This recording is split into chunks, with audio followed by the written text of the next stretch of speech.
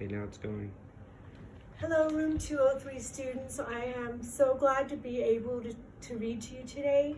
And as it turns out, we have a lot of days where we're not going to get to see each other. But I'm really thinking of you, and I'm glad to share a story with you, and I hope you'll enjoy it. It is a story by Eric Carle, and you remember him from The Very Hungry Caterpillar.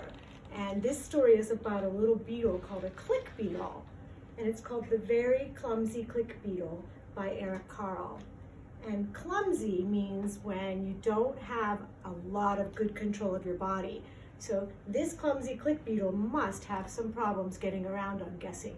Let's find out. Are you ready? There's the title page. Eric Carle, The Very Clumsy Click Beetle. One fine morning, a young click beetle decided to go for a walk.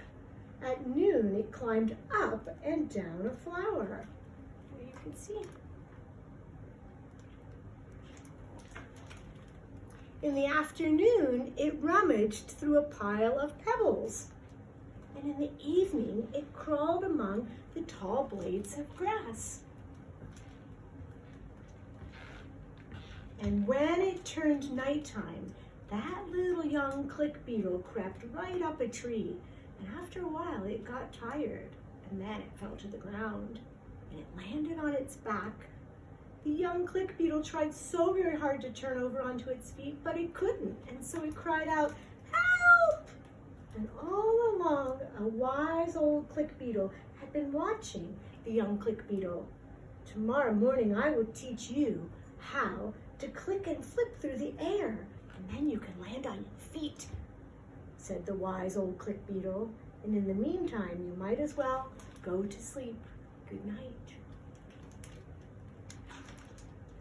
And then the next morning, that wise old click beetle said, "Hey, look at me. This is how it's done." And then he turned his back and went with a very loud click. Something happened. I wonder what it was. It flipped right through the air and landed on its feet. "Now you try it," said the wise old click beetle. "Thank you. That looks pretty easy," said the little young click beetle.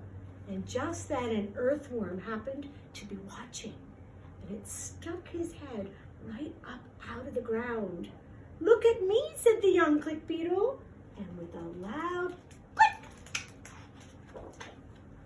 he flipped right through the air. But this time he landed on his back. "Oh, how very clumsy of me," said the young click beetle to himself. And at that moment, there was a turtle passing by. And as the turtle ambled by, he said, better luck next time. Keep on trying." "Look at me," said the young click beetle. And then with a loud click, can you see he's on his back? It flipped through the air again. This time, again, it landed on its back. "How very clumsy of me," said the little click beetle. Just then there was a snail coming by, and you know that snails move very slowly. And this snail was coming along so slowly and slithering by. And as it did, it looked at the little click beetle and said, "Don't worry, you'll get there." "Look at me," said the young click beetle.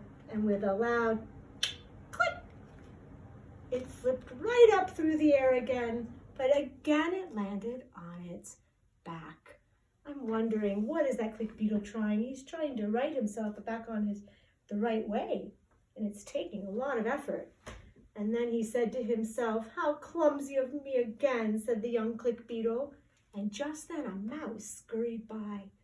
"You need a little more practice," said the mouse. "Look at me," said the young click beetle, and with a loud click, it flipped right through the air again. And look what was coming along now. That looks like a person. And just then it landed on its back. And what in the world was this? The young click beetle had never seen anything so big as this. It could not move. It became very scared, not knowing what this was. But you know what it is, don't you? "Quick, click, and flip," cried the wise old click beetle. who was watching the whole thing. And the young click beetle clicked and flipped through the air, and by the time it did that, it did 3 graceful somersaults, and it landed on its feet this time. "Look at you," shouted the old wise click beetle. "You've done it." And that is the end of the very clumsy click beetle.